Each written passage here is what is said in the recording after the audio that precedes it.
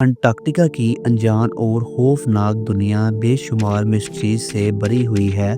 कुछ को तो सॉल्व कर लिया गया है, लेकिन कई अभी तक साइंस के भी पल्ले नहीं पड़ रही। बर्फ की मोटी तह के नीचे कौन सी दुनिया बसती है, और यहाँ से मिलने वाला 10 लाख साल पुराना आइस क्यूब हमें टाइम ट्रेवल करवा कर अर्थ के पास्ट में कैसे लेकर जाता है। इन 7 अहम पॉइंट्स पर आज बात करेंगे। तलहा स्टोरीज की वीडियो में एक दफा फिर से खुशामदीद। नाजरीन, अंटार्कटिका, जिसको दुनिया का बॉटम या फिर साउथ पोल भी कहा जाता है, यहाँ की आइस शीट्स की गहराई 4.7 किलोमीटर तक रिकॉर्ड की गई है। ये इतनी गहराई है जिसमें बुर्ज खलीफा जितनी 5 बिल्डिंग्स को एक दूसरे के ऊपर खड़ा किया जा सकता है। इस बर्फ के अंदर लाखों साल पुराने राज आज भी दफन है। सबसे पहले हम जानेंगे यहाँ की बर्फ के नीचे छुपी जिंदगी के बारे में। नंबर 7। 2022 में रिसर्चर्स ने सैटेलाइट इमेज की मदद से अंटार्कटिका में मौजूद लार्सन बी आइस शेल्फ पर एक गैर मामूली निशान देखा। इनको इस पर शक तो तब हुआ जब क्रैक जैसा दिखने वाला निशान 2021 के बाद की फोटोज में ही देखा जा सकता था। उससे पहले ऐसा कोई निशान वहां मौजूद नहीं था। उन्होंने इस क्रैक को इन्वेस्टिगेट करने के लिए एक हार्ड वाटर ड्रिल के आगे कैमरा लगाकर यहाँ सुराख करना शुरू किया। करीब 500 मीटर की गहराई पर जाकर ड्रिल को रोकना पड़ गया, क्योंकि ड्रिल पर लगे कैमरा ने अंटार्कटिका के नीचे छुपी एक अजीब दुनिया का मंजर रिकॉर्ड कर लिया। आइस शेल्फ के बीच एक सीक्रेट रिवर गुजर रही थी, जिसमें एक केव के अंदर हजारों लाखों एम्फीपोर्स मौजूद थे। एम्फीपोर्स की ये किस्म शरीम, जिसे अक्सर झींगा भी कहा जाता है, उसे काफी मिलती जुलती थी, जो ड्रिल के आने की वजह से काफी एक्टिव नजर आ रही थी। पर सवाल ये है कि अंटार्कटिका में एक रिमोट आइस शेल्फ के 500 मीटर अंदर एम्फीपोर्ट कहां से आए, और ये जिंदा रहने के लिए क्या खाते होंगे। एक्सपर्ट्स का मानना है कि समंदर में तो झींगे मरे हुए डिकम्पोज प्लांट्स खाते हैं। इसका मतलब ये हुआ कि अंटार्कटिका की इस सीक्रेट रिवर में ज़रूर कभी ना कभी प्लांट्स भी होते होंगे, जिनको खाकर ये अपनी ज़िंदगी बसाए बैठे हैं। नंबर 6। समंदर का अभी तक का सबसे गहरा पॉइंट चैलेंजर डीप है। दूसरे नंबर पे ब्राउंसर डीप, लेकिन तीसरा गहरा पॉइंट अंटार्कटिका के सदर्न ओशन में मौजूद फैक्टोरियन डीप के नाम से जाना जाता है। इसको 2019 में डिटेक्ट किया गया था, जिसकी गहराई 7437 मीटर से कैलकुलेट की गई है। फैक्टोरियन डीप को सोनार स्कैनिंग की मदद से अंटार्कटिका के करीब डिटेक्ट किया गया है। इसमें शिप पर सोनार स्कैनर लगाकर सदर्न सी के बर्फीले पानी पर चलाया जाता है। अभी तक सी फ्लोर का जो मैप सोनार स्कैनिंग ने बनाया है, उसमें 1200 टेस्ट लगे हैं, लेकिन अभी तक रिसर्चर्स ये जान नहीं पाए कि ये पॉइंट कैसे बना था और इसका आसपास के समुद्री फर्श के साथ क्या कनेक्शन है। नंबर 5। 2022 में अंटार्कटिका से गुजरने वाली एक क्रूज लाइन के पैसेंजर ने पानी में एक बहुत बड़ी जेलीफिश देखी। क्रूज के ऑपरेटर ने सबमर्सिबल डिप्लॉय की और सब पैसेंजर्स को पानी के अंदर जेलीफिश के नज़ारे दिखाने ले गया। ये एक बहुत बड़ी जेलीफिश थी, करीबन 33 फीट बड़ी।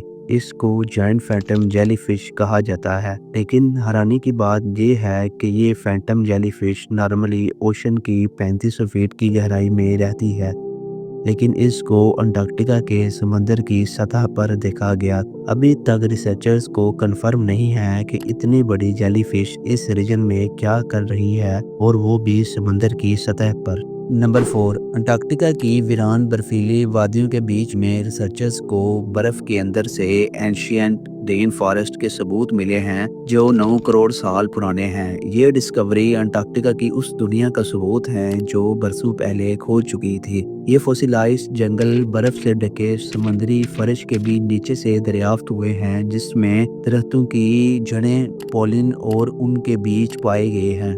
रेडियो कार्बन डेटिंग से ये पता लगा कि इनका ताल्लुक क्रेटेशियस पीरियड से है, वो वक़्त जब अर्थ के एटमॉस्फेयर में कार्बन डाई ऑक्साइड ज़्यादा होने की वजह से यहाँ गर्माइश भी ज़्यादा थी। ये फॉसिल अंटार्कटिका के ऐसे नक्शे बता रहे हैं जब यहाँ हरी भरी वादियाँ और रंग बिरंगी फील्ड्स हुआ करती थी। इसके अलावा 1909 में यहाँ से निकलने वाला कोयला इसकी निशानी है कि अंटार्कटिका का रेन फॉरेस्ट कई करोड़ साल तक यहाँ मौजूद था, जो अब फॉसिल फ्यूल में कन्वर्ट हो चुका है। नंबर 3, अंटार्कटिका की बंजर बर्फ के अंदर से अभी तक ढेर सारे मेटेराइट भी मिल चुके हैं। ये कोई आम पत्थर नहीं बल्कि एक बहुत बड़े यूनिवर्स का सबूत है। इनमें से कई मेटेराइट का हमारे पड़ोसी प्लेनेट मार्स से ताल्लुक है। इनमें से एक मेटेराइट जिसका नाम ALH 84001 है और ये हमारे सोलर सिस्टम का सबसे पुराना ऑब्जेक्ट है, करीबन 4.5 अरब साल पुराना।